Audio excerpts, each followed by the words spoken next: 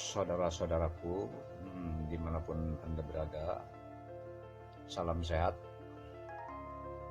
untuk Anda semua ya. Di video-video sebelumnya saya pernah membahas tentang pengertian sejarah ya. Pengertian sejarah. Pada kesempatan ini saya ingin mencoba begitu ya untuk memberikan lebih suatu pencerahan kepada yang berminat kepada sejarah, yang mencintai sejarah ya. Jadi saya pada kesempatan ini akan membahas tentang konsep dan unsur sejarah. Konsep dan unsur sejarah.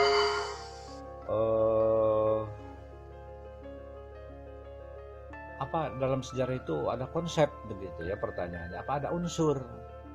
Itu jelas ada ya. Dalam sejarah itu ada konsep dan ada unsur.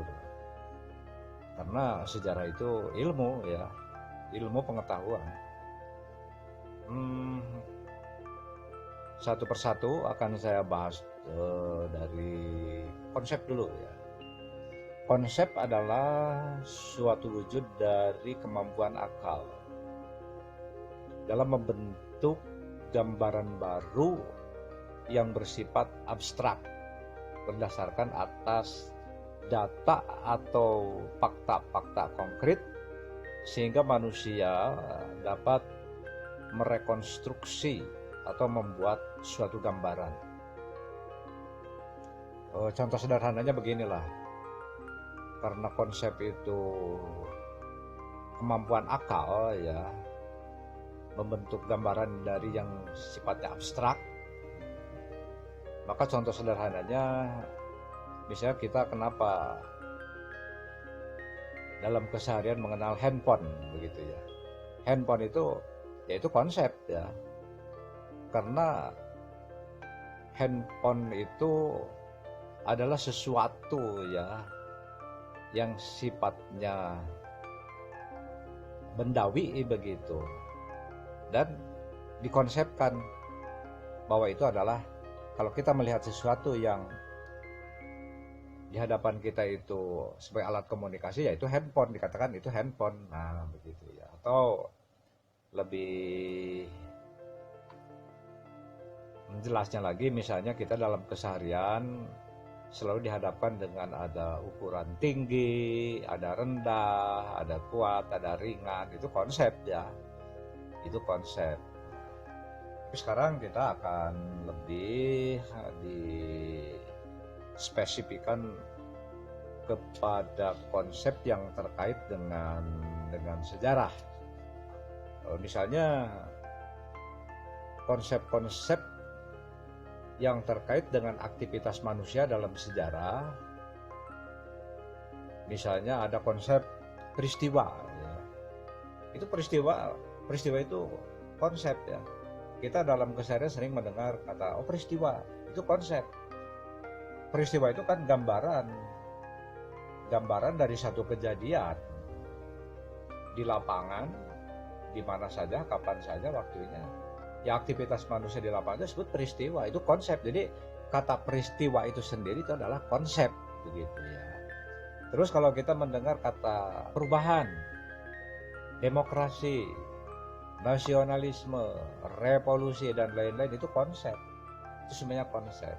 Nah, jadi kembali kepada pengertian semula, konsep itu adalah suatu wujud dari kemampuan akal dalam membentuk gambaran baru yang bersifat abstrak berdasarkan atas data atau fakta-fakta konkret, sehingga manusia dapat merekonstruksi atau membuat suatu gambaran seperti itu. Jadi konsep itu sangat penting ya dalam kehidupan kita, itu sangat penting. Bahkan keseharian yang kita bicara, yang kita ucapkan itu banyak konsep ya, banyak konsep. Itulah ya gambaran-gambaran yang sangat sederhana tentang konsep ya. Nah, kalau kita berbicara mengenai apa saja konsep-konsep yang ada dalam sejarah begitu ya. Ketika kita mengkaji sejarah pasti akan melahirkan konsep begitu sederhananya. Jadi konsep dalam sejarah itu apa saja? Satu, konsep dalam kita mengkaji sejarah, misalnya yang pertama itu ada konsep perubahan ya. Ada perubahan. Kenapa? Ketika kita mengkaji sejarah, kita akan berhadapan dengan atau akan muncul sebuah konsep perubahan. Ya karena sejarah itu sendiri adalah perubahan ya. Contoh begini ya, perubahan yaitu ketidaksamaan dari satu keadaan yang satu dengan keadaan yang lain, dari waktu yang satu ke waktu yang lain. Itu perubahan ya. Itu sebuah konsep. Misalnya perubahan dari masa demokrasi terpimpin ke demokrasi Pancasila ya. Itu kan konsep. Demokrasi Pancasila itu konsep, demokrasi terpimpin itu konsep. Tapi yang jelas dari demokrasi terpimpin ke demokrasi Pancasila itu ada perubahan ya, ada perubahan. Nah, terus misalnya konsep perubahan di sini itu misalnya dari masa Orde Baru berubah ke Orde Reformasi. Perubahan yang masuk kategori peristiwa sejarah ialah perubahan yang memiliki makna penting bagi kehidupan masyarakat. Jadi tidak setiap perubahan tercatat sebagai peristiwa sejarah. Jadi perubahan-perubahan keseharian yang bersifat rutin biasa tidak tercatat dalam sejarah. Nah, jadi itu yang pertama ya, bahwa dalam sejarah itu ada konsep, diantaranya ada konsep perubahan ya. Sangat penting, sebab dalam sejarah itu terjadi perubahan-perubahan yang terkait dengan waktu begitu ya. Nah, makanya dalam sejarah atau dalam kita mengkaji sejarah akan lahir konsep kedua setelah konsep perubahan. Itu konsep kedua dalam sejarah itu adalah konsep tentang waktu, time, waktu.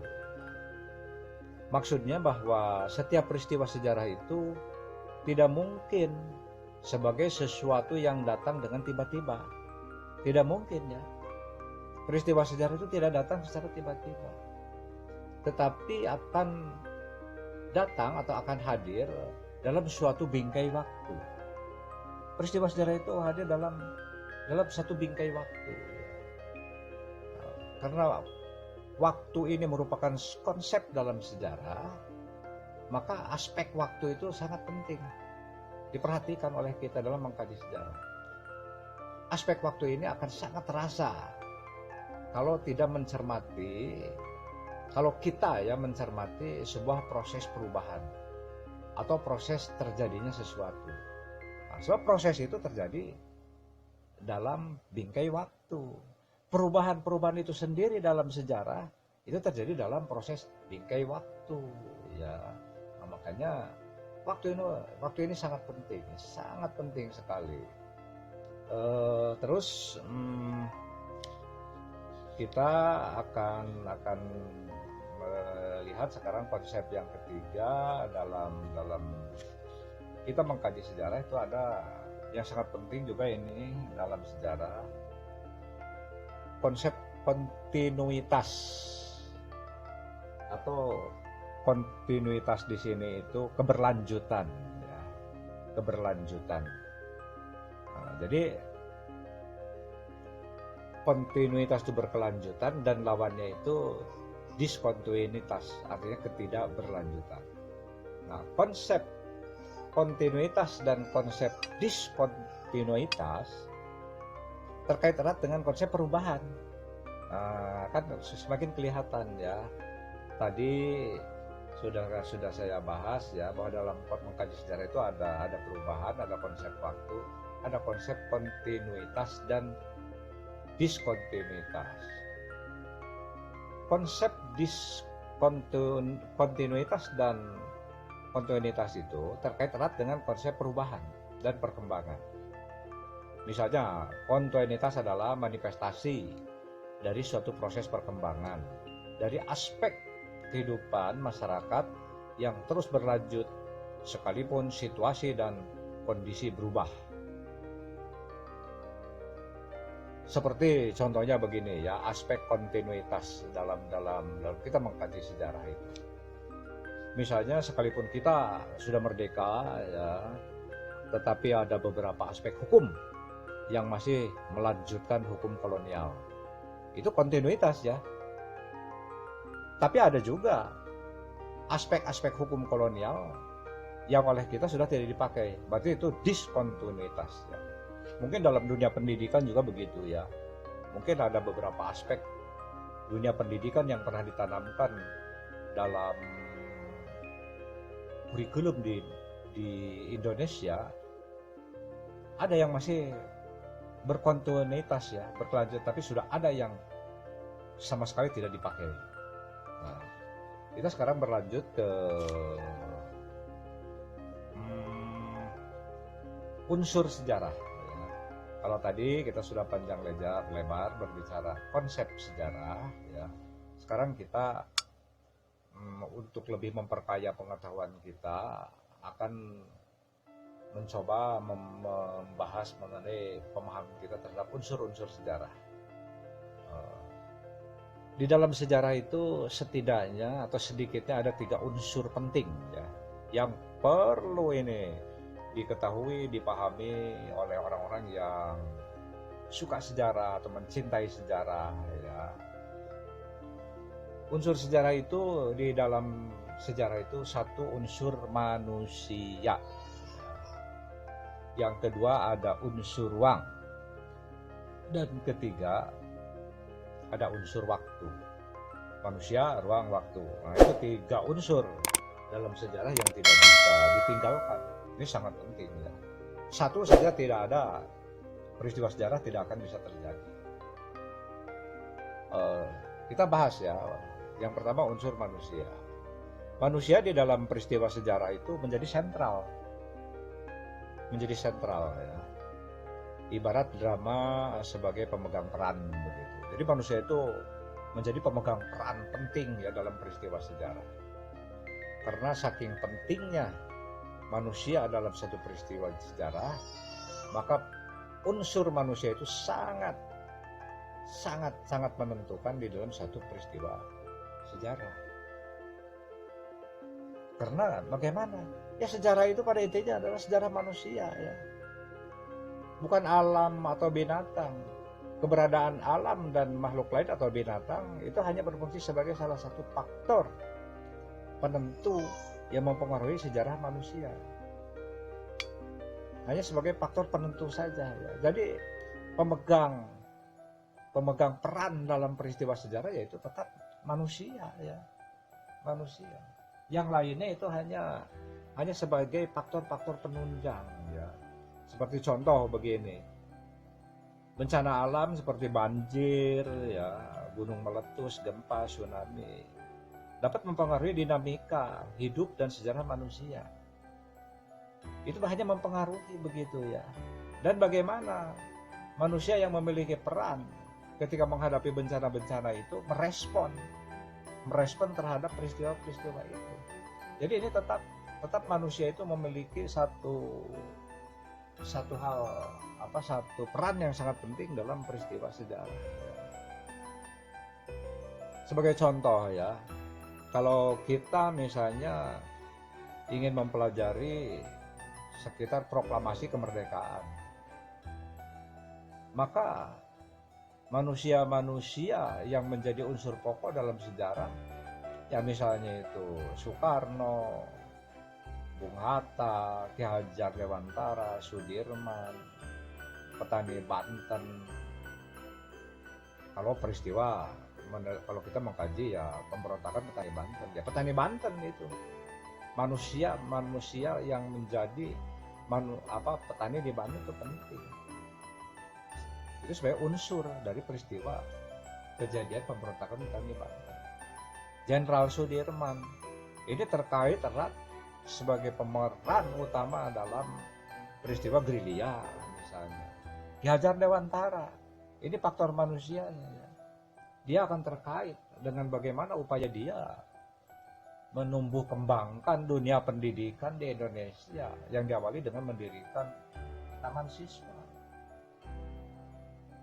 Soekarno-Hatta itu merupakan unsur manusia yang menggerakkan sejarah tentang proklamasi kemerdekaan. Nah, jadi jelas ya, manusia itu sebagai unsur penting dalam peristiwa sejarah. Terus unsur kedua dalam sejarah itu adalah ruang. Maksudnya tempat terjadinya peristiwa. Jadi ini akan terkait dengan aspek kewilayahan atau aspek geografik ya. Geografik, sebab peristiwa sejarah itu terjadi akan menempati ruang ya. Akan menempati ruang. Tidak mungkin manusia melakukan aktivitas sejarah kalau tidak menempati ruang. Nah, jadi dua unsur ini sudah bisa memberikan sebuah pencerahan ya. Sudah memberikan pencerahan bahwa kejadian sejarah itu unsur pertama ya manusia yang sebagai peran penting dari satu peristiwa ya. Terus unsur kedua adalah ruang. Peristiwa itu terjadi ya manusia beraktivitas di mana ya dalam sebuah ruang geografik ya. Bisa saja di tingkat nasional, internasional, atau peristiwa itu terjadi ya di tingkat lokal begitu ya, atau setingkat desa, kecamatan peristiwa itu terjadi, atau di setingkat kabupaten, provinsi dan sebagainya. Itu berarti menyangkut geografik ya. Nah, terus yang ketiga, unsur dalam sejarah itu adalah unsur waktu. Ini juga sangat penting ya, unsur waktu. Unsur waktu merupakan unsur yang sangat penting dalam sejarah dan ini tidak bisa diabaikan. Sebab sejarah adalah studi tentang aktivitas manusia dilihat dari kurun waktunya. Karena itu waktu juga memberi unsur dan konsep dalam sejarah. Nah, nanti sebagai dampak lanjutan dari unsur waktu ya. Dari unsur waktu inilah maka di dalam sejarah akan muncul sifat kronologis menjadi sangat penting. Waktu itu kan akan menunjukkan kronologis peristiwa ya. Misalnya pada tahun sekian terjadi ini, di tahun sekian itu dari tahun tersebut itu kan akan terjadi kronologi. Oh, misalnya pada bulan ini terjadi demikian, pada 3 bulan kemudian terjadi demikian. Terkait dengan peristiwa awal itu akan menimbulkan kronologi, akan melahirkan kronologi. Nah, dari unsur waktu inilah maka di dalam sejarah akan muncul sifat kronologi yang sangat penting. Kronologi ya, tahu kan kronologi ya, kronologi itu kronologis ya, ada step by stepnya untuk peristiwa sejarah itu. Setelah muncul kita memahami tentang konsep adanya kronologis dalam sejarah, makanya nanti kronologis itu akan lebih ditingkatkan lagi ya, sebab kronologis itu sifatnya berjalan terus begitu ya. Dari waktu ke waktu, menempati ruang, meniti waktu itu yang disebut dengan kronologis. Makanya nanti akan berdampak, karena kronologis itu terus berjalan ya, dan berlalu lagi. Maka nanti akan lahir dalam sejarah itu yang disebut konsep periodisasi. Nah, ini periodisasi itu untuk memudahkan pemahaman kita terhadap sejarah, untuk memudahkan pemahaman. Jadi ada semacam batas-batas tertentu ya. Makanya dalam sejarah ada yang disebut dengan periodisasi tahun 1945, 1949 sebagai periode revolusi kemerdekaan atau perang kemerdekaan. Tapi periode tahun 1908 sampai 1945 itu disebut periodisasi pergerakan nasional. Tapi misalnya kita mengenal tanggal 28 Oktober 1928 itu bukan periodisasi, tapi itu kejadian Sumpah Pemuda, itu konsep waktu. 17 Agustus 45 terjadi proklamasi kemerdekaan di Jakarta. Itu merupakan konsep waktu ya, konsep waktunya itu. Tapi kalau misalnya periodisasi itu begini, 1908 sampai 1945, nah itu periode pergerakan kemerdekaan. Dari 45 sampai 49 itu adalah periode perang kemerdekaan atau revolusi mempertahankan kemerdekaan. Itu yang disebut dengan periodisasi. Jadi periodisasi dengan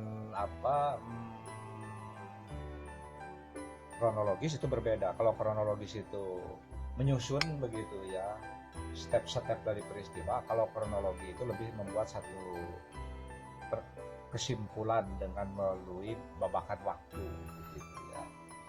Nah, tapi ada pendapat lain ya, bahkan ini merupakan sebuah tambahan saja ya untuk Anda, bahwa unsur sejarah itu ada yang mengatakan bukan hanya di aspek manusia, ruang dan waktu, tapi katanya unsur sejarah itu akan menyangkut waktu, fakta, dan kausalitas ya. Kalau waktu nanti bisa dikatakan sama dengan konsep yang tadi ya. Kenapa fakta dan kausalitas bisa dijadikan aspek unsur ya dalam sejarah? Karena fakta dan kausalitas menjadi aspek yang sangat penting dalam memahami sejarah sebagai konstruk, sebagai sebuah bangunan, sejarah sebagai ilmu, sejarah sebagai kisah, dan karya historiografi, yaitu dia tulisan sejarah. Hanya kalau kita lebih cermat ya, memahami munculnya konsep waktu, fakta, dan kausalitas atau sebab keakibat ya. Sebetulnya fakta dan kausalitas itu muncul ya, ditemukan dan diperlukan dalam proses penulisan sejarah. Jadi hanya di situ ya. Hanya di situ munculnya fakta dan kausalitas itu diperlukan dalam proses penulisan sejarah, dan munculnya itu dalam proses penulisan. Fakta dan kausalitas belum diperlukan atau belum ditemukan sebelum pekerjaan penulisan atau penelitian. Ketika sejarah itu dimulai, pada pengertian sejarah sebagai peristiwa yang bersifat objektif, belum tersentuh oleh proses penulisan sejarah. Jadi fakta dan kausalitas itu belum menjadi unsur sejarah. Nah, dengan demikian dari uraian tadi saya ya sebelumnya menunjukkan bahwa setiap peristiwa sejarah tidak dapat terlepas dari 3 unsur. Siapa pelakunya, kapan berlangsungnya, dan di mana kejadiannya. Sudah jelas ya. Jadi di sini unsur manusia sebagai pelaku, unsur waktu, dan unsur geografi. Sebagai contohnya begini ya. 17 Agustus itu unsur waktu ya. Unsur itu 45 itu unsur waktu. Dari satu kejadian yaitu proklamasi kemerdekaan. Di mana kejadiannya? Ya di Jakarta. Itu geografisnya Jakarta. Atau lebih luas lagi itu untuk kepentingan Indonesia. Ya siapa? Ya Soekarno-Hatta dengan para pendukungnya. Jelas kan? Sepertinya kajian kita tentang konsep dan unsur sejarah cukup sekian. Terima kasih atas perhatiannya.